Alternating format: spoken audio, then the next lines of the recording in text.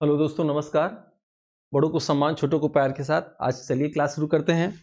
भारतीय राष्ट्रीय आंदोलन से संबंधित आपको क्लासेस दी गई थी, उसी का कुछ भाग आज की वीडियो में हम लोग पढ़ने जा रहे हैं। तो आइए सबसे पहले गणेश जी का नाम लेते हुए अच्छी क्लासेस शुरू करते हैं। और इसके पहले मैं आपको रिवाइज करा दें कि ये हम भारतीय राष्ट्रीय आंदोलन का चैप्टर आपको पढ़ाए थे, और इसमें आप देखेंगे पहला हमने प्रमुख कथन समाप्त कर दिया था। आज दूसरा भारत के गवर्नर जनरल समाप्त करते जाएंगे। जैसा कि मैंने आपको कमेंट किया था कि यूट्यूब पे भी वीडियो हमारे आएंगे, तो इसको चैप्टर को देखते हुए आज आगे देखते हैं इसको। ठीक है, आज हम लोग क्या पढ़ेंगे? भारत की गवर्नर जनरल। ऐसे समझिए जैसे भारत में अंग्रेजों ने सबसे पहले बंगाल पे अपना कब्जा किया था, तो उनका एरिया सीमित था। तो उस समय जो बंगाल के गवर्नर कहे जाते थे, सिर्फ गवर्नर, जब बंगाल से उनका एरिया कुछ बढ़ा तो बंगाल के गवर्नर जनरल कहे जाने लगे, और जब पूरे भारत में इनका अस्तित्व बैठने लगा तो ये पूरे भारत के गवर्नर जनरल कहे जाने लगे। तो यहाँ तीन प्रश्न क्रिएट होता है। पहला प्रश्न कि बंगाल का गवर्नर कौन थे? तो क्लाइव थे। बंगाल के गवर्नर जनरल कौन थे? तो वारेन हेस्टिंग थे। और भारत के गवर्नर जनरल कौन थे? तो विलियम बेंटिंक थे। ठीक है, इन तथ्यों को समझेंगे। आपके एग्जाम में 2-3 प्रश्न आते हैं, छोटा सा चैप्टर है, और बिना इसे पढ़े मुझे लग रहा है भारतीय राष्ट्रीय आंदोलन आपका पढ़ना पूरा नहीं होगा, इसलिए इसको पढ़ाया जा रहा है। ठीक है, आते हैं हम लोग क्लास देखते हैं। सबसे पहले क्लाइव के विषय में जानेंगे। क्लाइव कौन थे? तो बंगाल के प्रथम गवर्नर थे। प्लासी का युद्ध इन्होंने 1757 में लड़ा था। ठीक है, बंगाल में दैव शासन, द्वारा शासन लगा दिए थे और आत्महत्या कर लिए थे। कहाँ? इंग्लैंड में जाके। यानी क्लाइव के विषय में आप 4 बात जाने कि ये बंगाल के गवर्नर थे, इन्होंने भारत में दैव शासन लगा दिया, इन्होंने प्लासी का युद्ध लड़ा था बंगाल के नवाब सिराजदौला के साथ, और ये इंग्लैंड में जाके आत्महत्या कर दिए। आपके यूपीएससी एग्जाम में इससे अधिक नहीं पूछेगा। ठीक है, उसके बाद भारत के दूसरे गवर्नर जनरल वारेन हेस्टिंग रहते हैं। वारेन हेस्टिंग को बंगाल का गवर्नर जनरल कहा जाता है। इसमें एक शब्द लग गया, गवर्नर जनरल। गवर्नर जनरल जैसे आप कह सकते हैं वर्तमान में भारत के राष्ट्रपति हैं, तो आज़ादी से पहले अंग्रेजों के समय राष्ट्रपति को ही गवर्नर जनरल कहा जाता था। ठीक है, जैसे उत्तर प्रदेश के जो है राज्यपाल या गवर्नर श्रीमती आनंदीबेन पटेल हैं, और भारत के जो है राष्ट्रपति द्रौपदी मुर्मू हैं। ठीक है, उसी तरह जो है भारत में जो आज़ादी से पहले 2 जगह ये लोग हुआ करते थे। जैसे ऐसे समझिए कि जब आपसे पूछे कि बंगाल विभाजन के समय कौन थे, तो भारत के गवर्नर कौन थे, एग्जाम में अलग पूछता है। बंगाल के कौन थे, ये अलग पूछता है। जलियांवाला बाग कांड के समय कौन थे, तो अमृतसर के कोई और थे और भारत के कोई और थे। ठीक है, आगे इसको बताया जाएगा किस रिपोर्ट थे। तो दूसरा देखिएगा, वारेन हेस्टिंग ये कहते हैं कि ये अरबी फारसी के विद्वान होते हैं। अरबी फारसी आदि विषय के विद्वान वारेन हेस्टिंग थे। वारेन हेस्टिंग को न्यायिक सेवा का जनक कहा जाता है। वारेन हेस्टिंग के समय रेगुलेटिंग एक्ट 1773 आया। कौन सा एक्ट आया?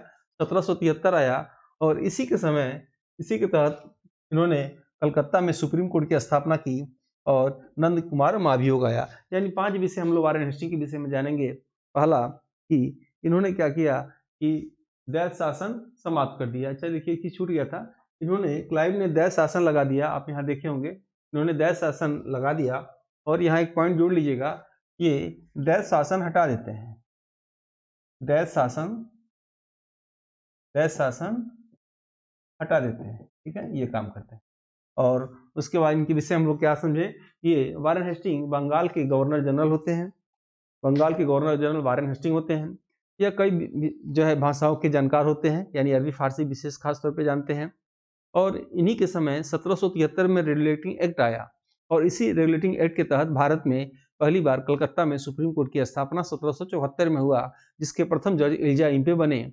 और आज़ादी से पहले और 1774 के बीच में अगर कोई भारतीय जज बना तो रामप्रसाद राम बने। ठीक है, आज़ादी के बाद सुप्रीम कोर्ट के प्रथम जज हीरालाल जेकानिया जी बने थे। ठीक है, आइए आगे देखते हैं। उसके बाद इन्होंने बताया गया था कि इनके ऊपर एक नंद कुमार राजा थे, इनके ऊपर गलत इन्होंने फांसी दिलवा दिया था, तो नंद कुमार महाभियोग इनके ऊपर लगा था। ठीक है, आते हैं 3 पे देखते हैं हम लोग। तीसरे नंबर पर हम लोग देखेंगे कार्नवालिस।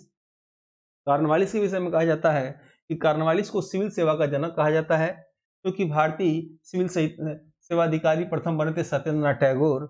और कार्नवालिस को पुलिस का जनक भी कहा जाता है। याद रखिएगा, अस्थाई या इस्तमरारी बंदोबस्त 1793 में इन्हीं के समय आया, और यह बंदोबस्त खेती कर से जमींदारों द्वारा कर लिया जाता था। ठीक है। चौथा है कि तृतीय आंग्ल मैसूर युद्ध 1789 से लेकर 1792 में हुआ और इसी में श्रीरंगपट्टनम की संधि समाप्त होता है। और पांचवा है कार्नवालिस की समाधि गाजीपुर में। ठीक है। जैसे पहले वर्तमान में आईएएस की परीक्षा जो होती है पहले आईसीएस के नाम से जो है जानी जाती थी। यह परीक्षा पहले लंदन में होती थी और अंग्रेजी माध्यम से होती थी। बाद में क्या हुआ, ये भारत में हुआ और भारत में जब होने लगा तो प्रथम सत्येंद्रनाथ टैगोर जो है आईएएस अधिकारी बने। ठीक है। और पुलिस के ये भारत में जनक कहे जाते हैं। ठीक है। और इन्होंने मैसूर के राजा के साथ श्रीरंगपट्टनम की संधि किया था।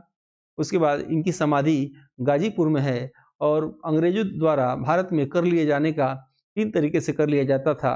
एक जो है रैयतवाड़ी बंदोबस्त द्वारा, और दूसरा काश्तकारी बंदोबस्त द्वारा, और तीसरा महलवाड़ी बंदोबस्त द्वारा। तो याद रखिएगा ये अस्थाई बंदोबस्त द्वारा जो है 1793 में इन्हीं के माध्यम से ये कर लिया जाना था। ठीक है। 4 पे आते हैं वेलजेली। अगर वीडियो आपको अच्छा लगे तो आपको लाइक जरूर करना चाहिए। सब्सक्राइब टाइम से ये मेरे वीडियो आपको मिलता रहे इसके लिए आपको सब्सक्राइब करना चाहिए और पॉसिबल हो तो शेयर कर दीजिए। दूसरी बात कि हम लोग का वीडियो समय समय पर ये चैनल यूपीएससी के लिए समर्पित है। अब आप देख भी रहे होंगे मैं कोर्स भी ले रहा हूँ, तो कोई भी नई सूचना या वीडियो जब आता है तो हम अपने लिंक पे दे देते हैं। तो आप टेलीग्राम लिंक पर चाहे तो ज्वाइन कर सकते हैं। टेलीग्राम लिंक जो है आदित्य क्लासेस एग्जाम गुरु या डिस्क्रिप्शन में इस चीज़ को दिया गया है। ठीक है। आते हम लोग चौथा वेलजेली के विषय में। देखिए क्या कहा जाता है एग्जाम में, कैसे प्रश्न आते हैं कि भारत ने सर्वप्रथम सहायक संधि के अंतर्गत हैदराबाद, मैसूर, तंजौर राज्य किए। उसके बाद वेलजेली के समय चतुर्थ आंग्ल मैसूर युद्ध हुआ 1799 में, जिसमें टीपू सुल्तान की मृत्यु हो गई। और तीसरा, भारत में प्रेस पर प्रतिबंध लगाने वाला प्रथम गवर्नर जनरल वेलजेली थे। ठीक है। वेलजेली को बंगाल का शेर कहा जाता है। ये 4 पॉइंट आपको याद रखना है। यानी भारत में राज्यों के साथ सहायक संधि इन्होंने वेलजेली ने किया और जिसके तहत हैदराबाद, मैसूर और तंजौर, और कोड में इसको एचएमटी के नाम से जाना जाता है, के साथ इन्होंने किया था। ठीक है।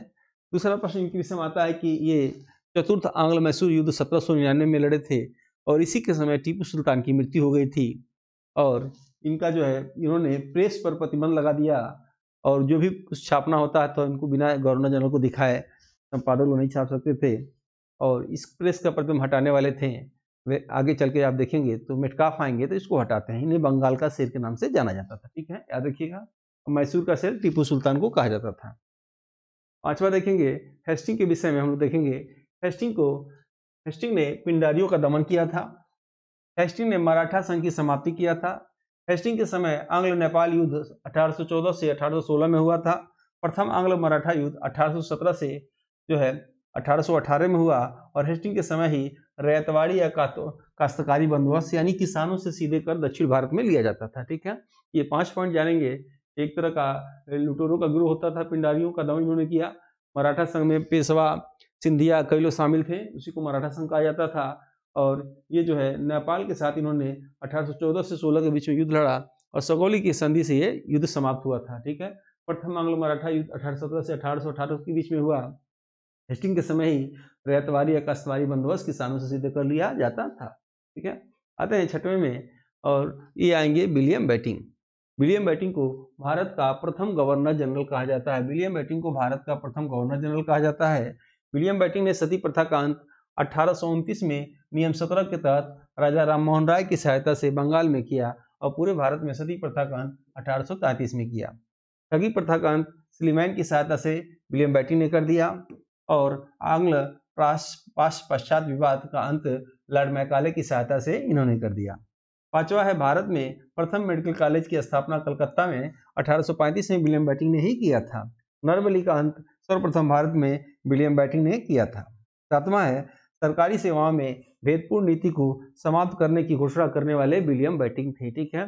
विलियम बेटिंग के कार्य भी ठीक थे और कहा जाता है कि विलियम बेटिंग भारत में महत्वपूर्ण काम सती प्रथा का अंत करके किया।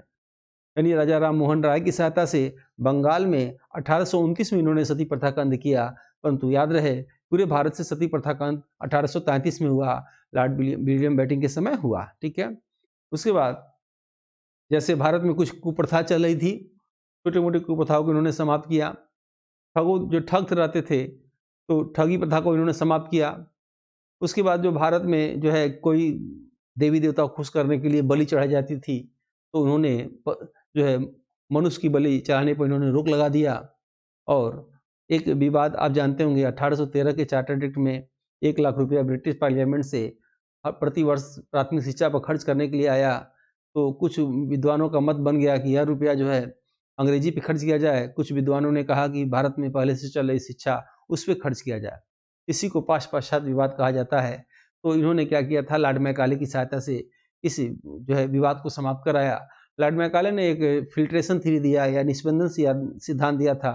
इस निस्पंदन सिद्धांत के अंतर्गत वो कहते थे कि समाज के उच्च वर्ग को निःशुल्क में अंग्रेजी सिखाया जाएगा, इस शर्त पर कि वो उसी तरह जो है क्या करेंगे कि अपने निम्न वर्ग को सिखाएंगे। यही फिल्ट्रेशन थियरी या निस्पंदन सिद्धांत कहा जाता है।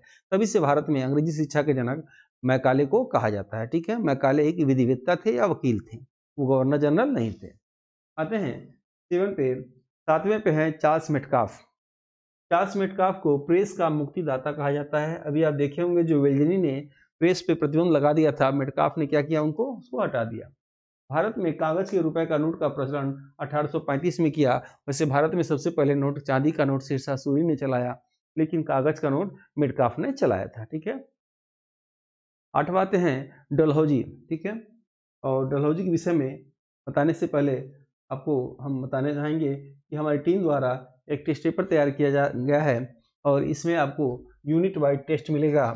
और इसमें अभी डेली नए क्लासेस जो है 8:30 बजे से लाइव क्लासेस शुरू हो गए हैं। अगर आपको मेरा वीडियो पढ़ाने का तरीका आपको लगता हो तो आप जो है कम रेट में अभी 999 में ज्वाइनिंग ले सकते हैं। डेली 8:30 बजे क्लासेस चलते हैं और इस 999 रुपये में क्या होगा कि आपको डेली यूनिट वाइज टेस्ट मिलेगा। मतलब यूनिट वाइज टेस्ट है, टेस्ट की वैलिडिटी एग्जाम तक है। टेस्ट और वीडियो अनलिमिटेड बार देख सकते हैं। इसमें फ्री आपको एक तो टेस्ट मिलता रहेगा, पीडीएफ और नोट्स इसमें हिंदी इंग्लिश में है। जो आज पढ़ाए हैं कल उसकी टेस्ट होती है, यानी पर डे आपको टेस्ट पेपर जो है लाइव क्लासेस के माध्यम से मिल जाएंगे। उसके बाद मॉडल पेपर इसमें है, लगभग 50 से ऊपर मिलेंगे आपको। सिलेबस वाइज टेस्ट मिलेगा आपको, यूनिट वाइज टेस्ट मिलेगा, सॉल्वर पेपर और लाइव क्लास डेली 8:30 बजे आपको मिल रहा है। ठीक है, अगर आपका जीएस कमजोर है, लग रहा हो कि इस चैनल के साथ जुड़ने से जीएस नंबर बढ़ सकते हैं, तो आप चाहें तो आप जो है हमारे साथ जुड़ सकते हैं। ठीक है, इसके लिए ये जो नंबर आज स्क्रॉल बार में दिखाई दे रहा है, इस पर आप हेलो लिख के भेजें तो अपने व्हाट्सएप नंबर से, तो व्हाट्सएप पे आपको लिंक पहुंच जाएगा। आप उसको इंस्टॉल करके स्टोर ऑप्शन में जाके परचेज कर सकते हैं। ठीक है, और ये वीडियो आपको अच्छा लगे तो लाइक जरूर करिएगा। ये क्लास कैसा है इसका फीडबैक मुझे जरूर दीजिएगा, यानी कमेंट बॉक्स के माध्यम से जरूर बताइएगा। ठीक है, तो ये वीडियो लंबी हो जाएगी, इसलिए इस वीडियो को यहीं तक, और इसके बाद आपको जो है नेक्स्ट वीडियो में दूसरे भाग में इसको देंगे। ठीक है, मिलते हैं हम लोग नेक्स्ट वीडियो में। जय हिंद, जय भारत।